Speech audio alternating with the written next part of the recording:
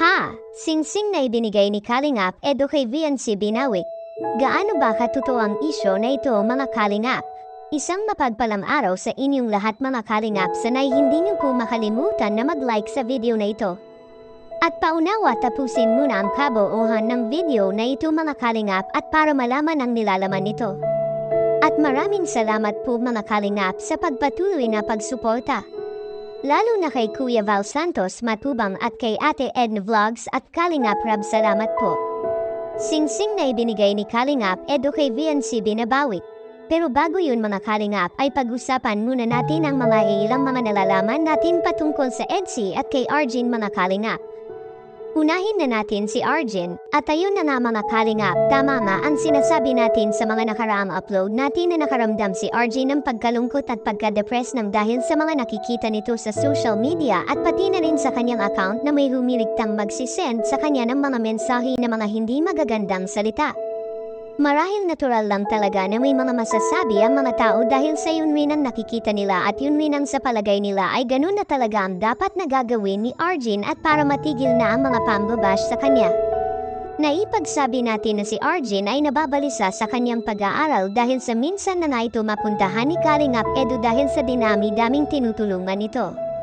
Sabihin na natin na may malaking pangangailangan si Arjun sa buhay at maaring hindi nakukuntinto si Arjun dahil sa mga bayarin nito kaya naisip niya na what if mag-vlog na lang rin siya para matustusan rin niya ang kanyang pag-aaral at pangangailangan.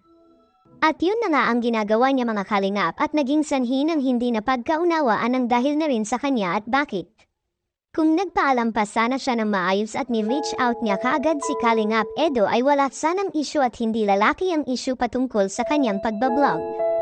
Actually hindi naman talaga bawal na mag-vlog sila ngunit may mga rules lang talaga ang dapat sundin mga Kalingap sa Team Kalingap.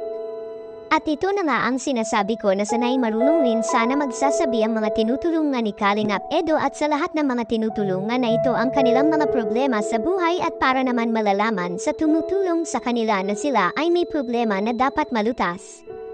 At alam naman natin na basta makakaya lang ni Kalingap Edo ang mga problema ng mga beneficiary nito ay tutulong talaga ito sa mga pangangailangan ng kanyang mga beneficiary sa abot ng kanyang makakaya.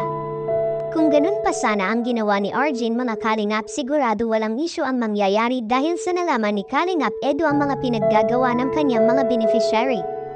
Hindi rin natin masisi ang mga viewers mga Kalingap sa kanilang mga sinasabi dahil nasabi nila ang ganito dahil yun rin siguro ang nakita at inakala nila.